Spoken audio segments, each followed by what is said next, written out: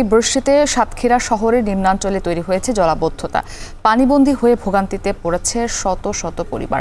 অনেক এলাকায় তলিয়েছে মাছের ঘের ও ফসলের মাছ। এ নিয়ে আলোচনাতে সাতক্ষীরা থেকে যুক্ত হয়েছেন হাসান রাজীব। রাজীব, একটু জানতে চাই যে শহরের কোন কোন এলাকায় জলাবদ্ধতার সমস্যাটা সবচাইতে বেশি এবং এখন পর্যন্ত আসলে জলাবদ্ধতা নিরসনে কোনো পদক্ষেপ নেওয়া হয়েছে কিনা? মুক্তি, বঙ্গোপসাগরে নিম্নচাপের প্রভাবে গত 2 দিনে সাতক্ষীরায় প্রায় 135 মিলিমিটার বৃষ্টিপাত রেকর্ড করা হয়েছে। আবহাওয়া অধিদপ্তর থেকে এমনটি জানানো হয়েছে। এই ভারী বৃষ্টিপাতের ফলে শহরে যে সমস্ত নিচু এলাকা রয়েছে, বিশেষ করে সাতক্ষীরা শহরের মুন্সিপাড়া, কামালনগর, সুলতানপুর, ইটাগাছা সহ এই সমস্ত এলাকার যে সমস্ত বিল এলাকা এবং নিচু এলাকা যেগুলো রয়েছে, সেই সমস্ত এলাকাতে কিন্তু এখন বেশ বেশি আমরা দেখেছি পানি জমে রয়েছে এবং এই সমস্ত পানি নিষ্কাশনে এখন পর্যন্ত কোনো উদ্যোগ নেয়নি কর্তৃপক্ষ। পৌরসভার কর্তৃপক্ষদের সাথে আমরা কথা বলেছি।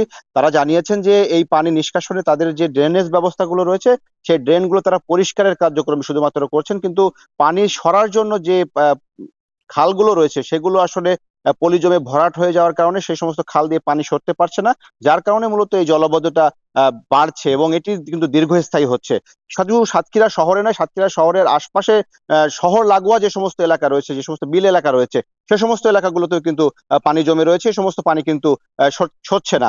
এই পানি নিষ্কাশনের জন্য কোনো কার্যকর পদক্ষেপ আমরা এখন পর্যন্ত লক্ষ্য করিনি। পানি উন্নয়ন বোর্ড বা এখানকার পৌরসভা, ইউনিয়ন পরিষদের যে সমস্ত কর্মকর্তারা রয়েছেন তাদের সাথেও আমরা কথা বলেছি।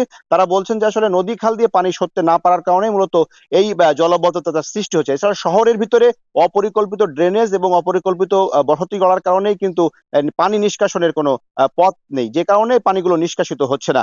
একই সাথে যে সমস্ত এলাকায় মাছ চাষ করা হয় সে সমস্ত মাছের ঘেরগুলো কিন্তু তলিয়ে গেছে, একই সাথে ফসলের মাঠও কিন্তু তলিয়ে গেছে, আমরা এমন তথ্য পেয়েছি। সব মিলে সাতক্ষীরার যে নিম্ন আয়ের মানুষ রয়েছেন তারা কিন্তু ভোগান্তিতে পড়েছেন। একই সাথে যে সমস্ত এই যে পানিবন্দী মানুষ তারা কিন্তু ভোগান্তির মধ্যে রয়েছেন। শত শত পরিবার এই পানির বন্দী অবস্থায় রয়েছেন।